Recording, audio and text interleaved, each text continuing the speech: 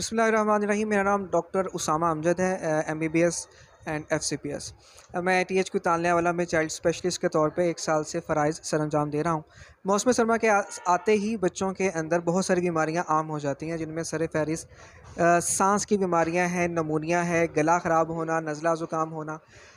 इसमें अलामात ये आती हैं कि बच्चे को बुखार होता है, गले में दर्द होती है, खांसी आती है, उल्टी आती है। अगर नमोनिया हो जाए तो उसकी वजह से पसलियाँ चलना शुरू हो जाती हैं, सांस की रफ्तार तेज़ हो जाती है, बच्चा सुस्त पड़ जाता है, दूध कम पीता है या बिल्कुल पीना छोड़ देता है। इसके अलावा दूसरे नंबर पे है दमा, जो कि सर्दी के साथ ही बच्चों में, जिन बच्चों को दमे का मसला है, सांस की एलर्जी का मसला है, उनको रात के वक्त ख़ास तौर पे खांसी, छाती के अंदर खिंचाव का महसूस होना, इसके अलावा सांस लेने में मुश्किल पेश आना या छाती से सीटी की आवाज़ आना, ये आना शुरू हो जाता है।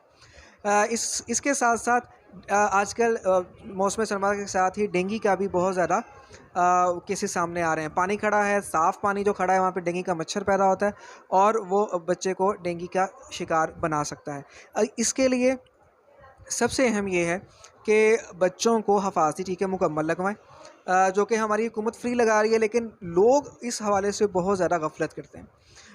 इसलिए खुद जाके अपने बच्चों को हिफाज़ती टीके लगवाएँ। अगर कोई आपके घर नहीं भी आ रहा लगाने के लिए, आप खुद जाके लगवाएँ। अपने बच्चे का ख़्याल आपने खुद रखना है।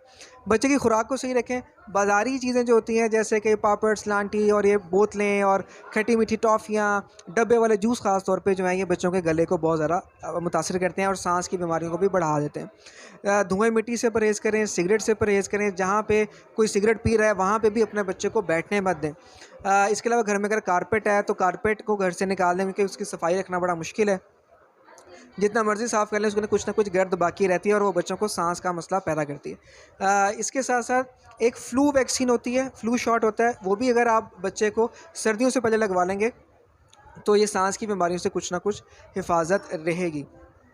एंड फिर मैं ये कहता चलूँ, आज भी पाकिस्तान को हम पोलियो फ्री नहीं कर सके, तो अपने बच्चों को पोलियो के कतरे लाजमी पिलाएं। सिर्फ पाकिस्तान और अफ़गानिस्तान 2 मुल्क रह गए हैं पूरी दुनिया में जहाँ में पोलियो आज भी मौजूद है, और ये हमारे लिए बहुत ज़्यादा शर्म का भी बायस है। तो अपने बच्चों को खुद जाके हिफाज़ती टीके भी लगवाएं, पोलियो के कतरे भी पिलाएं। इंशाल्लाह एक दिन अपने मुल्क को पोलियो फ्री भी कर सकेंगे। मेरे लिए भी दुआ गो रहिएगा।